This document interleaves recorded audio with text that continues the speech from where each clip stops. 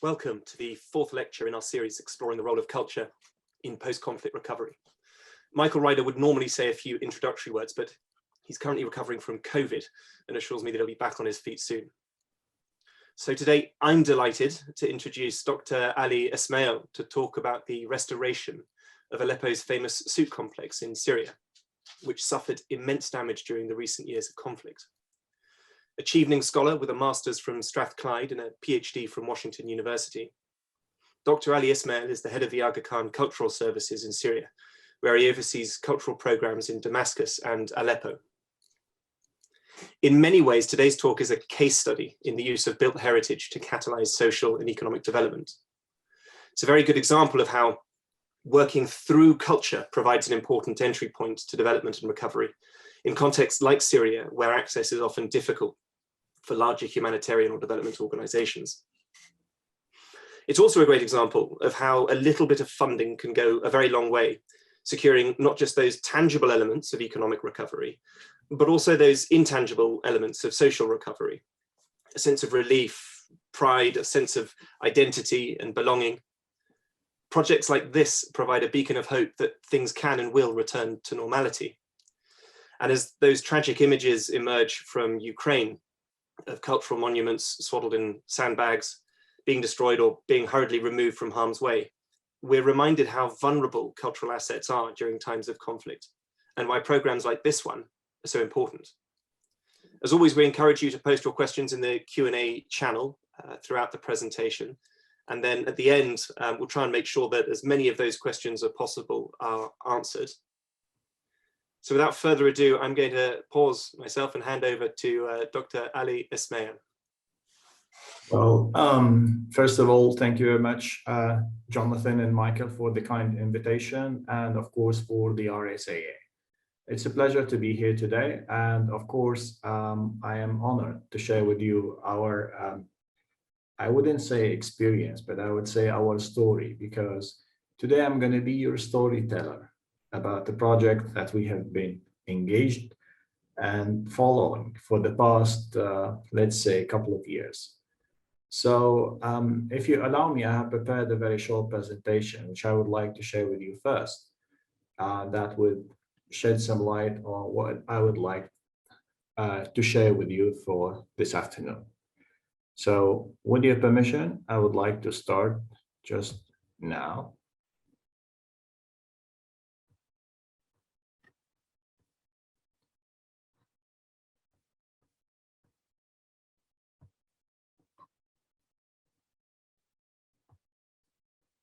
Okay, seems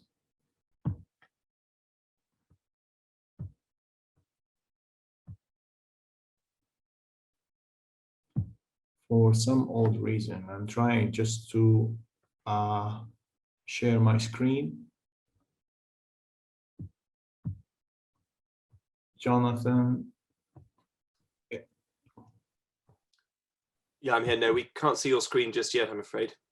Oh, well, I'm trying just because the screen, the sharing of the screen is not there. So I'm trying just to find out how and why this is not,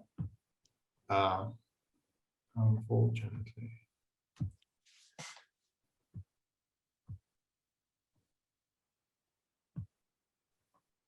Okay.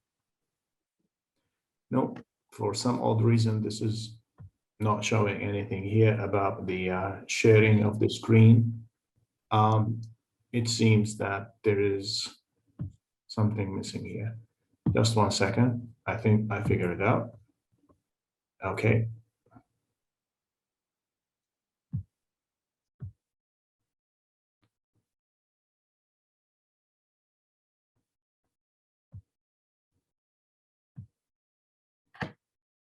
Okay, I hope that you can see my screen right now. And of course, as Jonathan had just started by saying, that this is a story for the beacon of hope.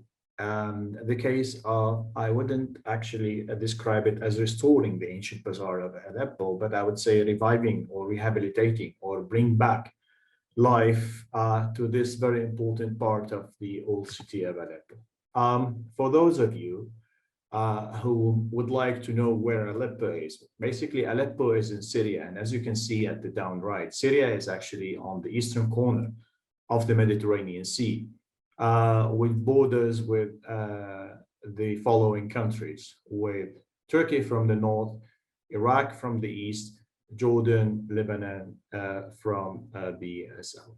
And of course, we are going to start actually with some pictures for Aleppo before 2011. For those of you who know Aleppo, they might know that actually we are talking about the oldest continuously inhabited city in the world, with a history that goes back to almost 13,000 years.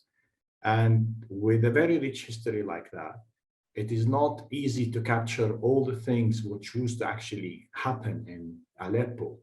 But I'm going to share with you some pictures that just give you a glimpse about the glory of the city. Of course, these pictures are from the beginning of the 20th century. As you can see, just normal pictures for the daily life in the city of Aleppo. Of course, you on the top left, you find a graduation ceremony for Summer University students in Aleppo. And on the down right, this is the hotel where Agatha Christie spent actually her honeymoon in Aleppo. So we are talking about a very rich city that evolved throughout the years and continue to be. Aleppo, of course, as you see, this is actually an important node for trade. It was on the Silk Road trade, and for that reason, always been a distinction city. And not to forget that here we are talking about the famous Silk Road of the caravan, which used to come all the way from China to the North Africa. And of course, when you are talking about a city like that, the accumulated civilization that goes back thousands years ago, you will find that people have already developed all sorts of characteristic qualities in order to accommodate all kinds of different civilization that it's coming actually in their way. And for that reason, when you visit Aleppo, you are not only visiting a city, you are living history. So wherever you move around, you will find that this is actually the city where history talks, walks, and is alive.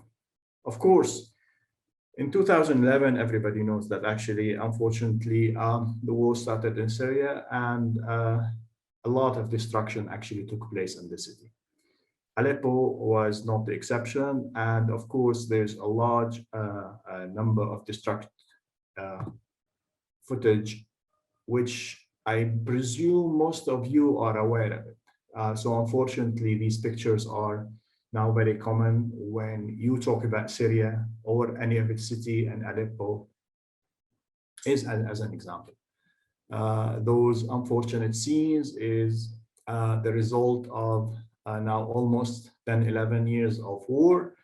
And these are actually the things that today, unfortunately, that we have to deal with. So it is very sad when you are dealing with, on a daily basis, with scenes like that, remembering the good times that we have already been part of the rehabilitation of the oldest continuously inhabited city in the world, Aleppo.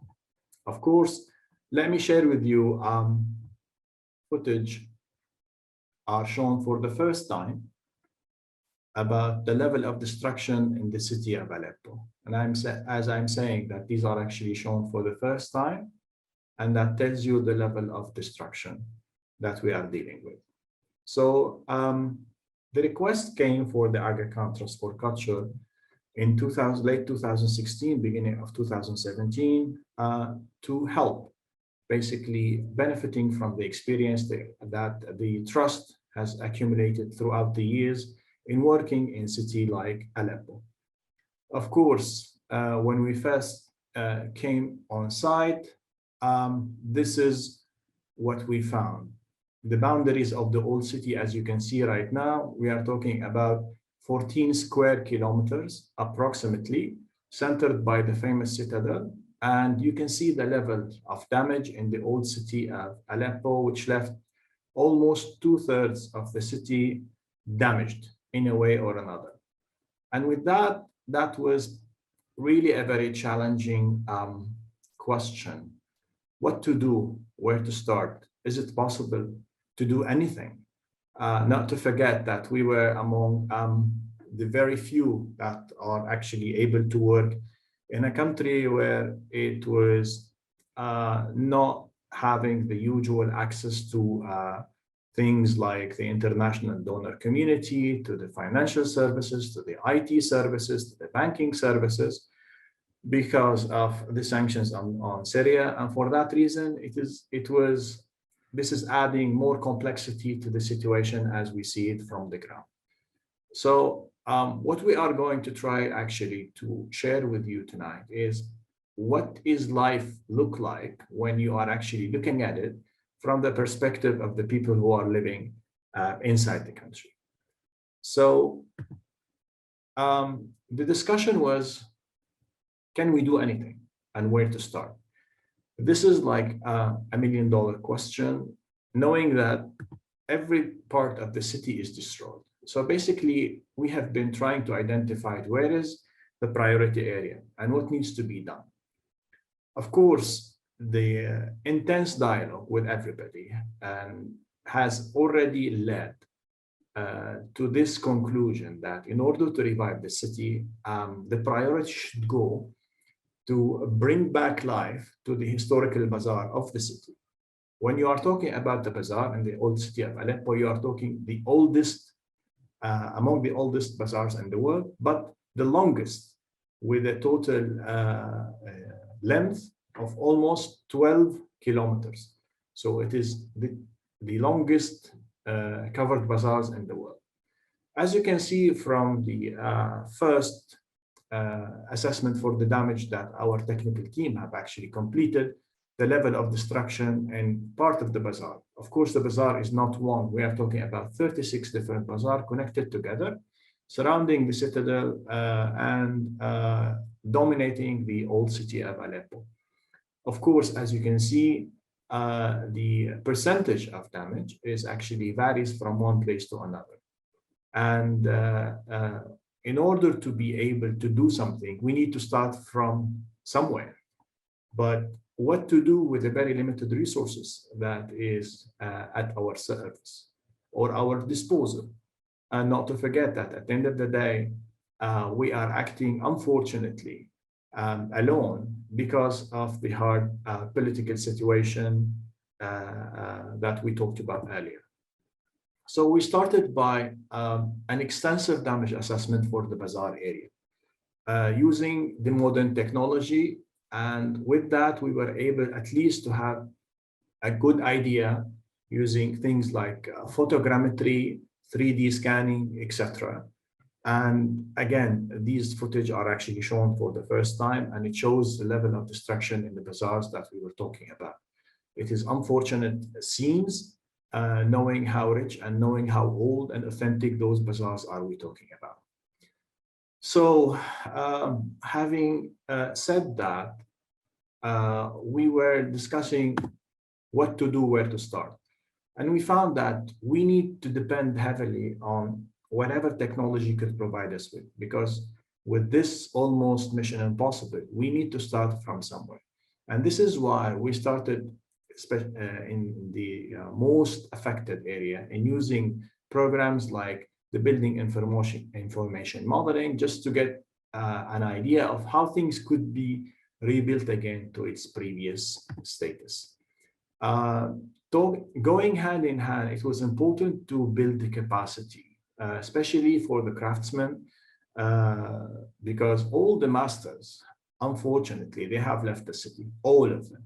When we started talking to or looking for somebody who could help us, we couldn't find the old names that we used to work before 2011. Unfortunately, they have left the country. So we started from scratch by identifying those who are willing to work and we start actually training them. And to our good surprise, that in a very short period of time, in a couple of months, they were able to be in a position where they could really participate in bringing back the glory of that city. Of course, when we talked about the bazaar, I've shown you the pictures for the sad pictures of the bazaars. But I am extremely glad to say that in less than almost 4 years now, we were able to bring back some of the very important sections of the bazaars that I am going to share it with you for the first time.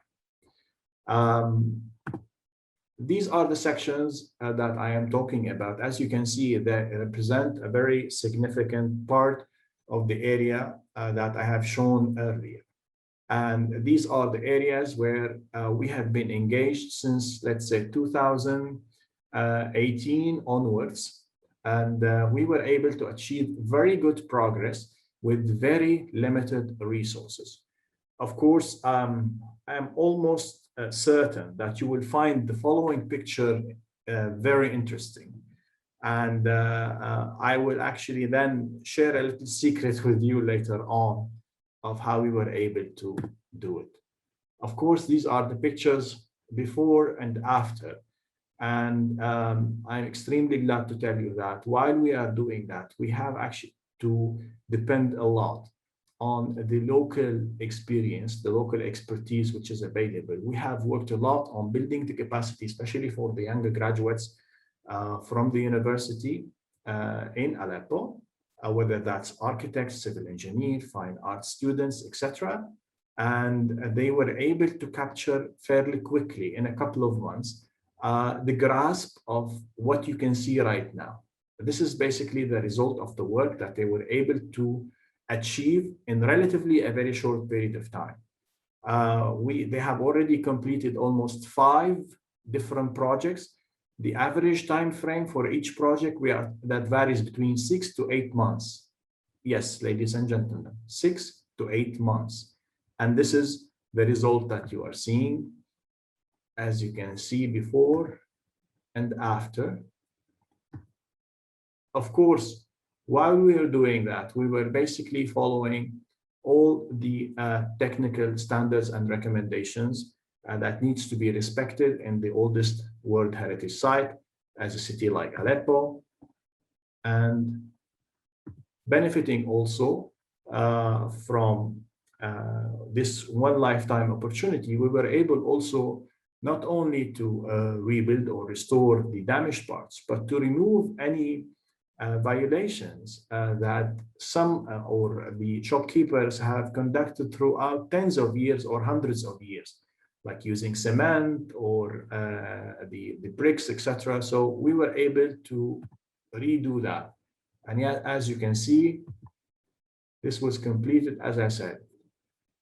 5 of these projects has already been completed, each of them between 6 to 8 months. Now, of course, it's really important to also mention that when we say we, it is not we as an Aga Khan Transport Culture. It is the group, the team, the people who have been engaged with us since the beginning and who have been extremely active in doing whatever, even in the most unusual thing. Some of the Aleppo musicians used to come actually to us, to the workshops, to play for the workers. Other people who live in the old city used actually to come and clean the facades for us for free. Even those in the neighboring damaged areas, they didn't wait for us to come and help. They started following the same trend, the same pattern, to do and restore their own shops. What we wanted to achieve is that although we were able to complete those projects in a fairly very short of time, and what is really important and the secret that I wanted actually to share with you is not with a lot of money. People would say that here projects like this would cost tens of millions of dollars. This is not the case. We were able to achieve this project at the highest level of quality, and we are talking about hundreds of thousands of dollars, not tens of millions of dollars. Some people might question that, but we were extremely honored to receive the IKROM Sharjah Prize for the best practices in the preservation and the protection of World Heritage Sites. And of course, this came to actually as a prize for everybody who has participated in this project. starting from the citizens of the Aleppo to the team who was working in the rehabilitation of the project, to the planners, to everybody. And that was a great push forward that is, until today, is pushing us forward to continue our project. And I will end with this very short video that shows you the process of the work in one of the projects during the past 8 months.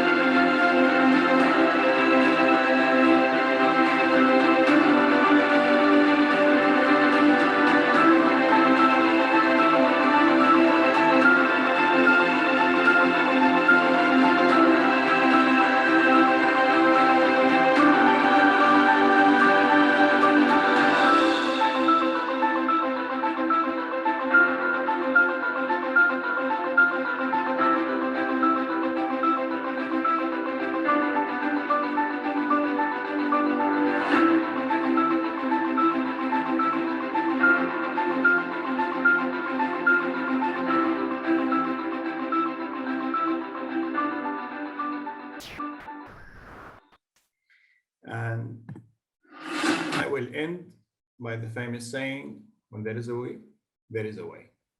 Thank you. Dr. Esmaiel, thank you so much indeed for that very inspiring sequence of films and your talk as well. I think we feel very lucky to have eyes on a part of the world that we're all very familiar with and that we hear about very often, but we so rarely get to see.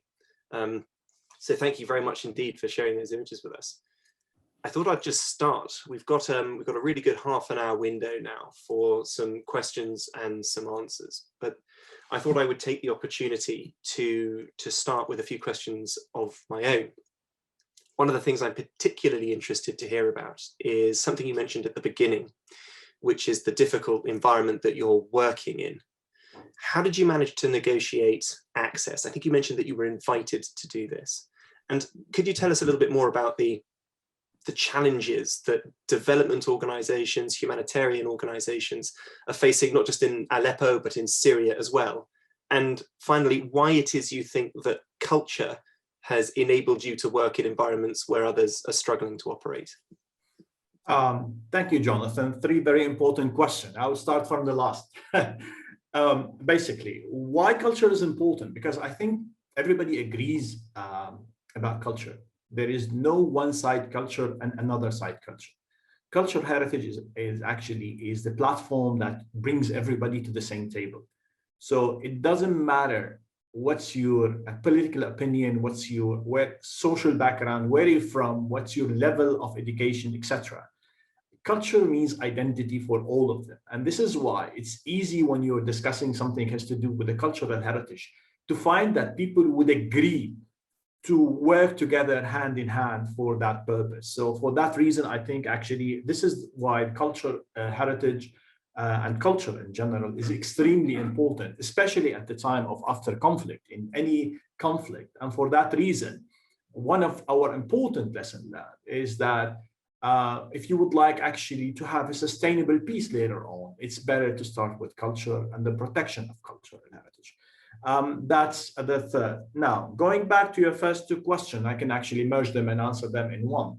When we are talking about the challenges, there's actually a number of challenges, but I can tell you that basically most of the challenges that we were facing, it's of two dimensions, internal and external. The external dimension, believe it or not, has a bigger impact on our work in Syria, much more than the internal dimension of the challenges. Because when we are faced with challenges like, okay, donors are very hesitant until this moment to basically come to Syria, despite the fact that because of the sanctions, despite the fact that even in November 2021, there has been an exemption for the sanctions for the work in the cultural heritage protection in Syria. But until now, there is a lot of hesitancy from the normal, the regular international donors. That's number one. Number two is actually there is an increased challenge in transferring funds. Even if you have the funds from abroad, banks normally would think twice, if not thrice, before even discussing this thing. Once they read the word Syria, that's it, end of the story.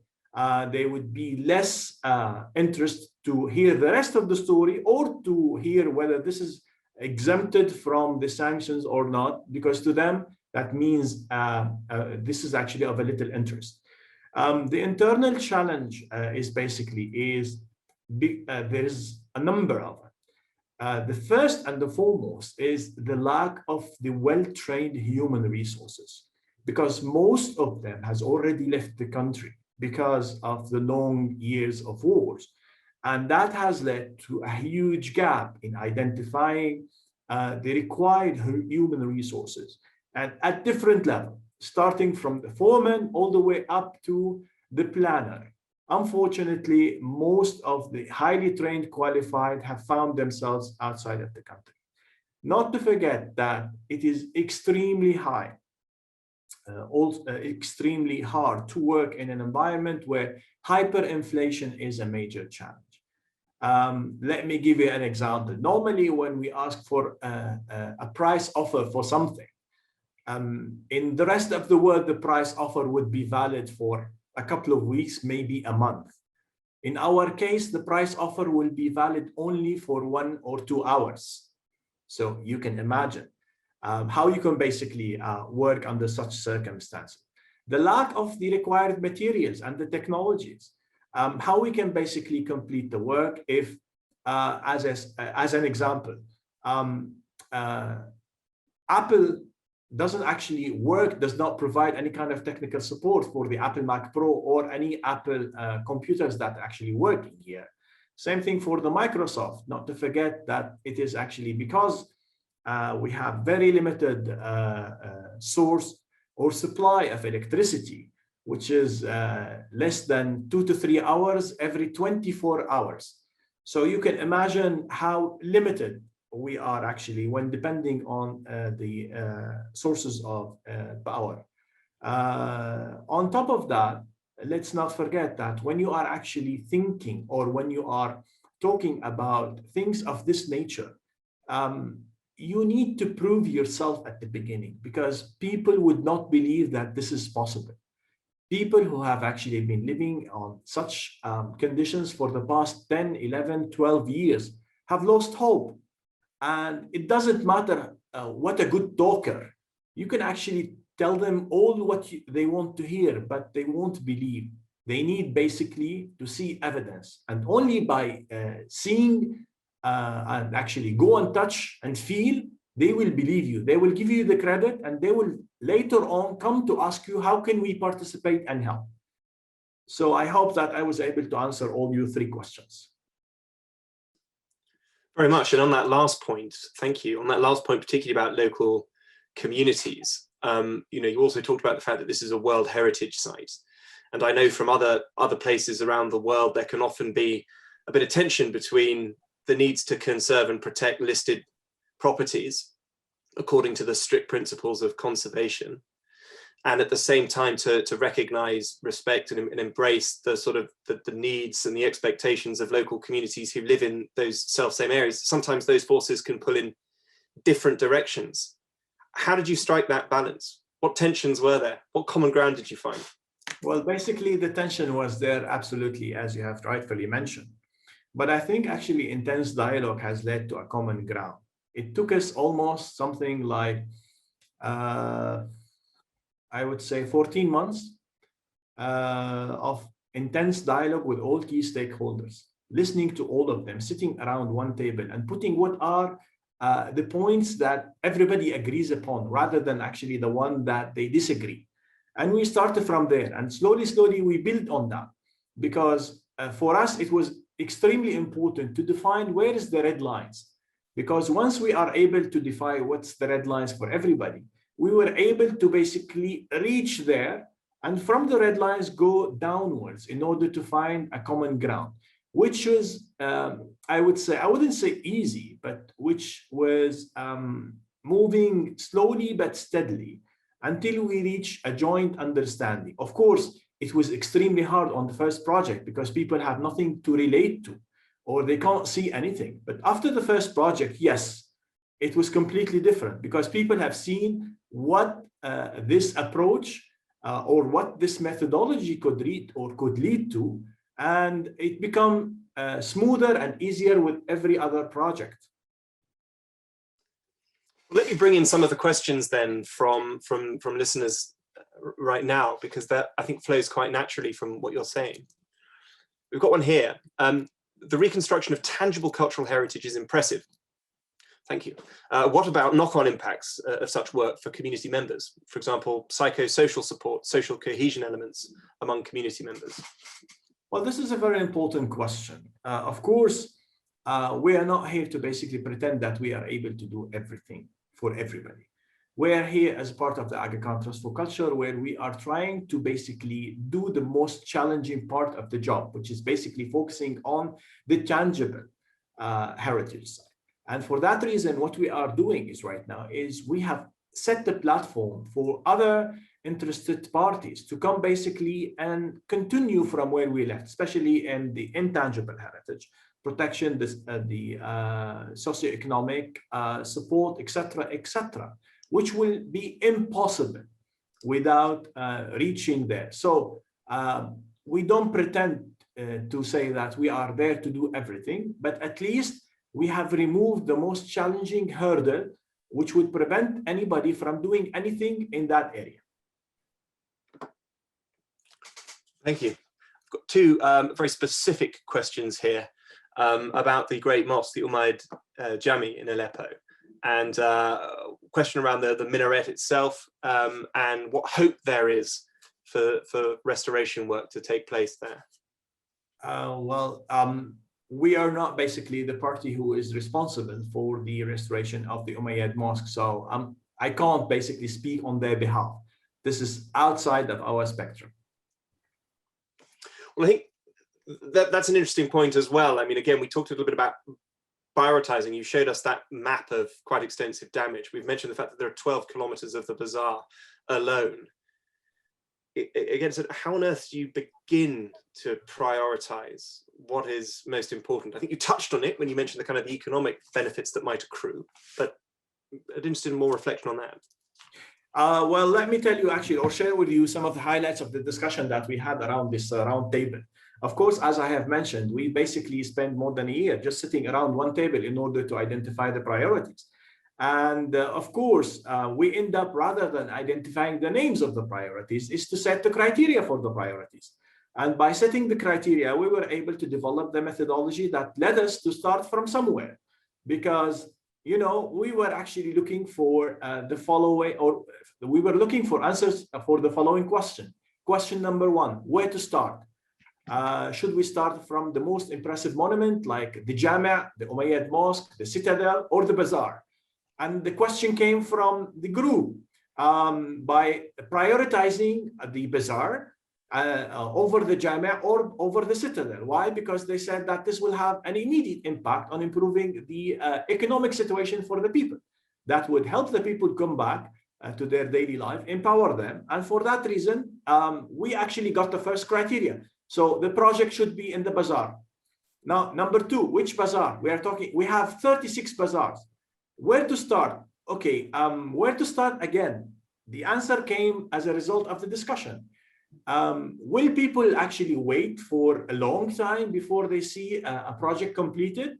The answer was no. They want something, and they want something as soon as possible.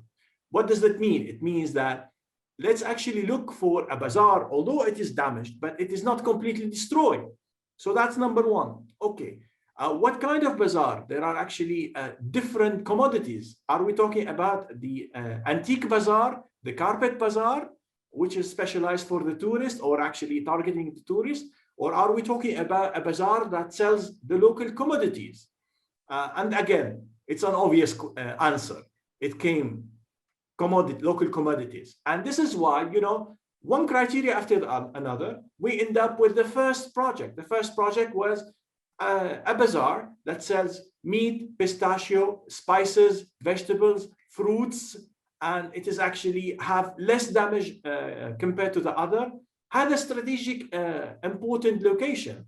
It is a strategic node inside the center of the bazaars, connects north to south and east to west. So this is how we were able to identify priorities, and from there we started. So the second was easier because basically it's a connection to a certain direction. The third was easier because it was a continuity for that.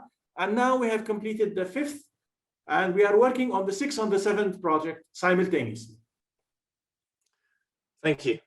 Another couple of questions I think that flow naturally from that is about the kind of traders that you have in the bazaar now. Some interest here in knowing when it will be possible for merchants to come back and to start working there. And could you tell us a bit more about the ones coming back? Is it the same as before? Is it different people? You mentioned that they were involved themselves in parts of the restoration. How's that going? Let me start from the last. Yes, they are the same. So basically, every shopkeeper is coming back to his shop. Number two, basically, once we finish the project, they are immediately allowed and helped with other NGOs working in there to come back to their shops. And it is the responsibility of these NGOs and the local municipality, etc., to find all kinds of support for them to come back. So I hope that you know, in the near future, some of your audience could come to Aleppo and see the shopkeepers in their shops. Got some difficult questions, just because it's fun to sort of put you on the spot a little bit, or rather ethical questions, I should say. Question here is, maybe I missed something, but shouldn't the Syrian regime be funding and carrying out the restoration of cultural heritage which it destroyed? Or maybe it is. And a second question, I suppose, linked to that is how would one respond to criticism that this kind of work maybe detracts from some of the other humanitarian and development crises that are taking place in Syria and some of the atrocities that took place there? And what records are there of the pre-renovation destruction? Who's keeping hold of those? And how do we ensure that we're not, my words now, how do we ensure that we're not glossing over what has happened? Look, to make actually things easier from our perspective, let's actually go back and ask the people who are actually still living in those places. What is your priority right now? Because if you would like actually to still live in the past, whatever, things will actually continue to be as it is. The destruction everywhere, the rubble everywhere. life is actually will continue. And to go back to the first question is, this is a joint effort. It is not actually an Aga Khan Trust for Culture money or effort or technical expertise. It is everybody's effort. It is basically the shopkeepers, the owners, the traders, the municipality, the old city directorate, and they are all participating, including the service company, water, electricity, internet, you name it. So this is not an individual entity which is doing everything. On the contrary, this is a group where basically every party is participating, but with their own capacity. So we can't do electricity. The electricity company would do that. We can't do water piping. They will do that. These are actually public services. And you actually name it. So at the end of the day, the end result that you have seen is not the end result of one party. This is a joint team. And this is why we were able to basically reach this in a fairly short period of time. Don't forget, for the first time when you go there, you will immediately, you will have the impression that this will require at least tens of years before things will actually return to its normality. But this was not the case. We are talking about projects that lasted on average 6 to 8 months per each. So less than 3 years, and look, you have seen the pictures. This is actually pictures shown for the first time and shows exactly how things are as it is right now.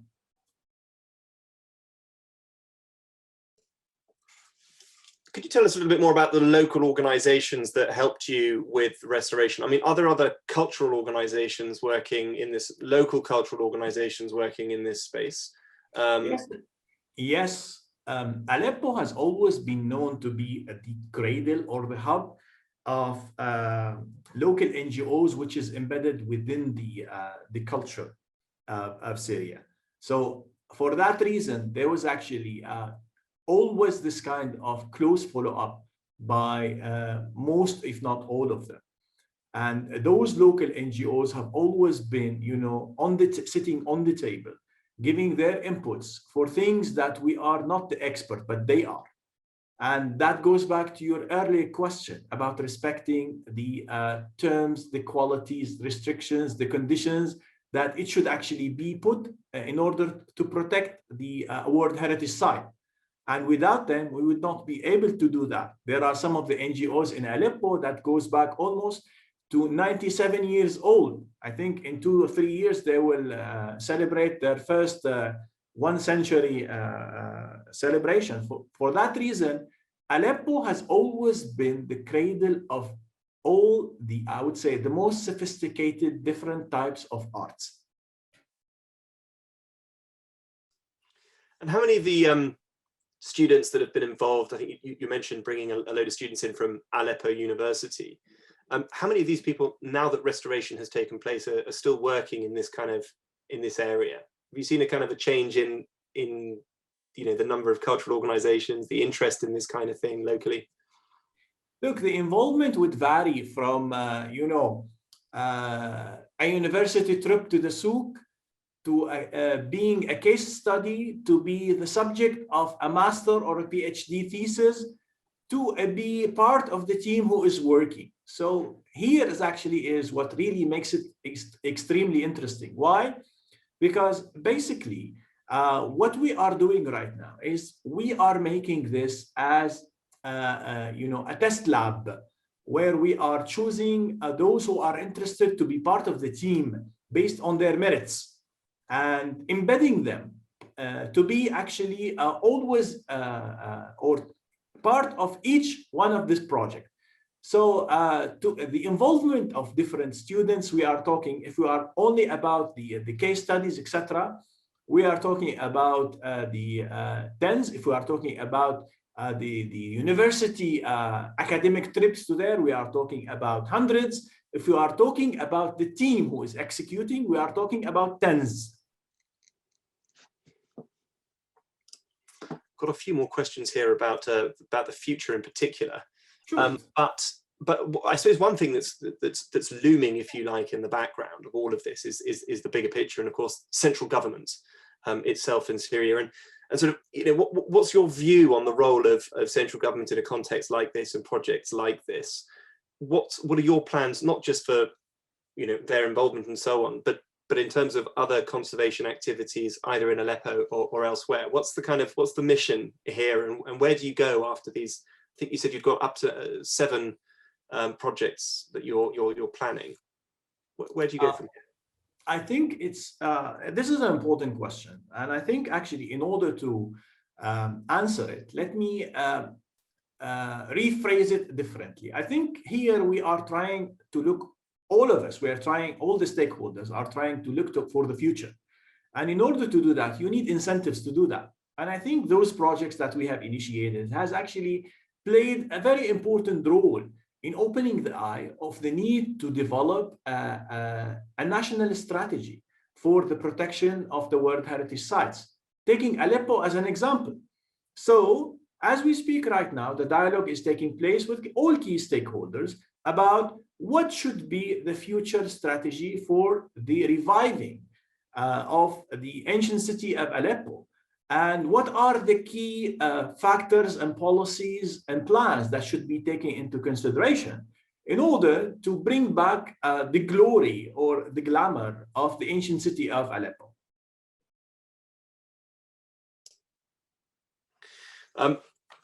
A question here might be rather hard to answer, but is there a risk of this mindless demolition that we've experienced in the past recurring? And what are the prospects of long-term peace? I think that's quite neatly linked to what you've just been talking about. Sorry, can you repeat the question? Is there a risk of this mindless demolition, destruction, recurring? And what are the prospects of long-term peace? We are not here actually to act as fortune teller. We are here to help people get back to their daily life as much as possible. Now, empowering people and bringing back the notion of the daily life for the people as we are seeing it, it's actually giving us hope in the future. And this is basically what we are trying to do from the beginning. Don't forget, actually, the title that we started this presentation with, Beacon of Hope, because living without a hope, this is actually an invitation to go back to the vicious circle again, déjà vu, but giving this tangible hope for the people to not only to see and feel, but to live and work.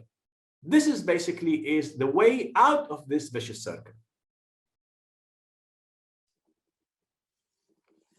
You mentioned a little bit about some of the other organizations working in the area. And I just wonder if you could tell us a bit about the extent to which your programs, your restorations, your revival work is aligned with or linked to any other broader development or sort of humanitarian primarily, I suppose, development activities in the area.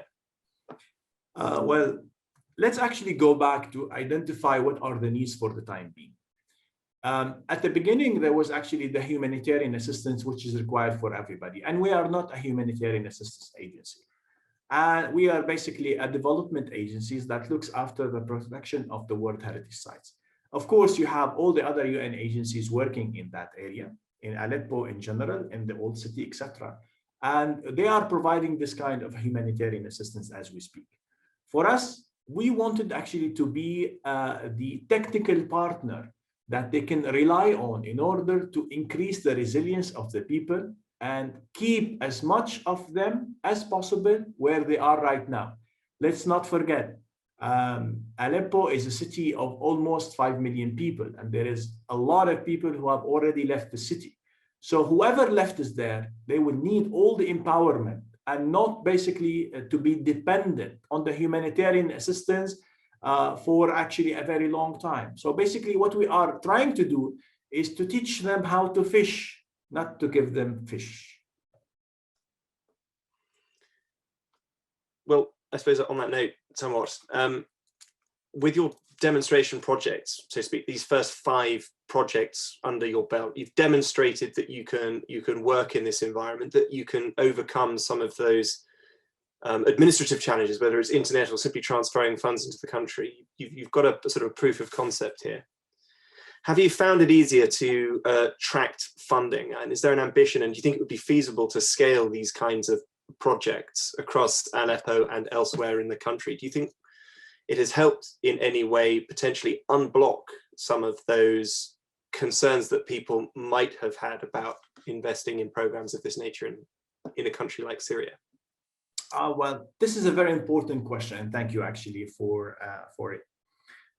Basically, if we are there to give hope for the people, then we are also should be hopeful that our work is giving the evidence that this is doable, this is possible.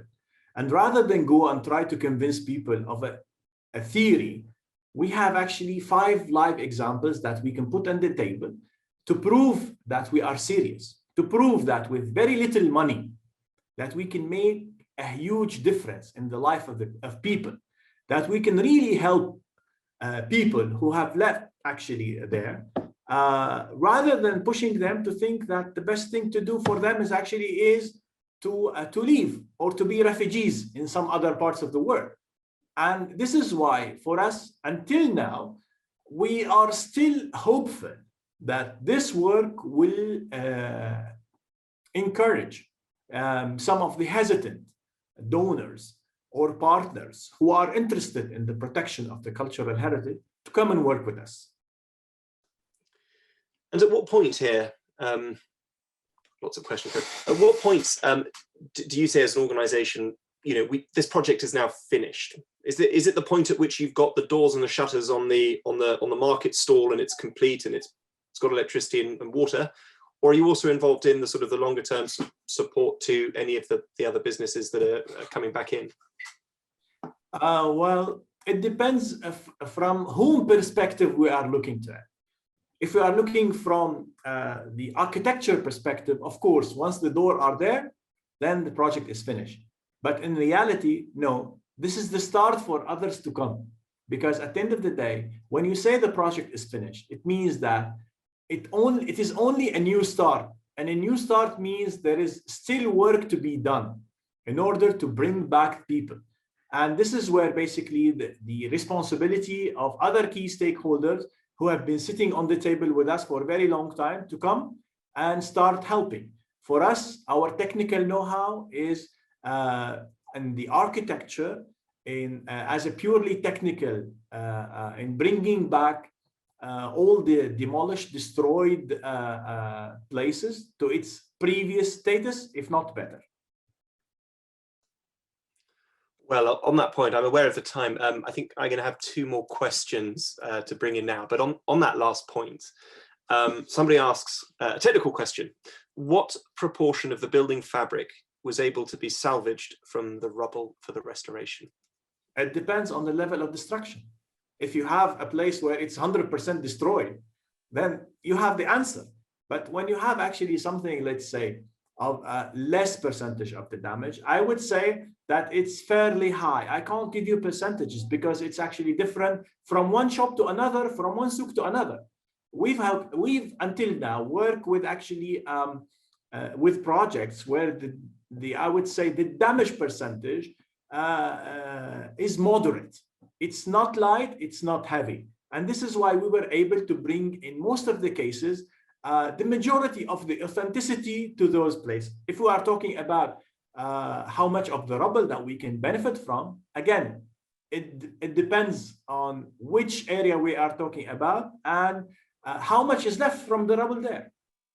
But it is a good, so far it's a good percentage.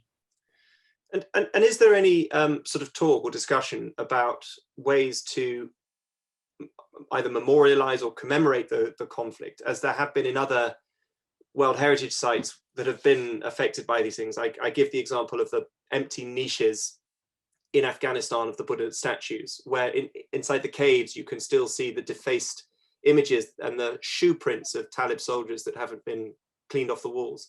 Or even in Sarajevo, where you can see shell craters filled with a red resin to mark where shells had landed. Is that something that's on the agenda? I think that harks back to some of the questions that were asked earlier about how we don't gloss over the difficulties and the conflict. I think this is an important question, and I think actually future will tell to which level we are actually there. We are still in the beginning of the project. So what we are trying to do right now is to put as much effort as possible so that people would encourage to discuss to that level of sophistication in order to be able to, again, sustain the peace that they are living in right now. Thank you. I think I've got one more question I'll get in here very quickly, which is about Ukraine. Are there any lessons that we can take from your work in Syria that might be relevant to the context we're looking at here? I think the lesson could be actually drawn in any area which has conflict.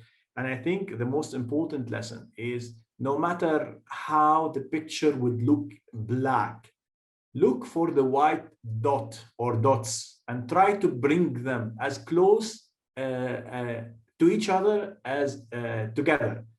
And have belief in the local people, because they are the real drive, and do not let the stereotype ideas to beat you, that in order to actually get out of this situation, you need enormous resources which you don't have, etc., etc. Our experience in the projects in Aleppo has shown exactly the opposite. I think that's a really nice note to end the conversation on today. Dr. Ali Esmaiel, thank you so much for your time this afternoon, this evening. We wish you all the very best with the continuation of the programs, and thanks very much. Now, the next lecture in our series is going to be taking place on the 6th of April, when we're going to be hearing from Eric Latsky, who's going to be talking to us about the New York Philharmonic Orchestra's tour of North Korea. So we'll be going into a very different kind of environment shortly, and we really hope that you can join us. Thank you all so much for being here today. It's over and out from me. It's my pleasure. Thank you very much, and I hope you all the best. Thanks for the kind invitation. Goodbye. Goodbye. Ma salama.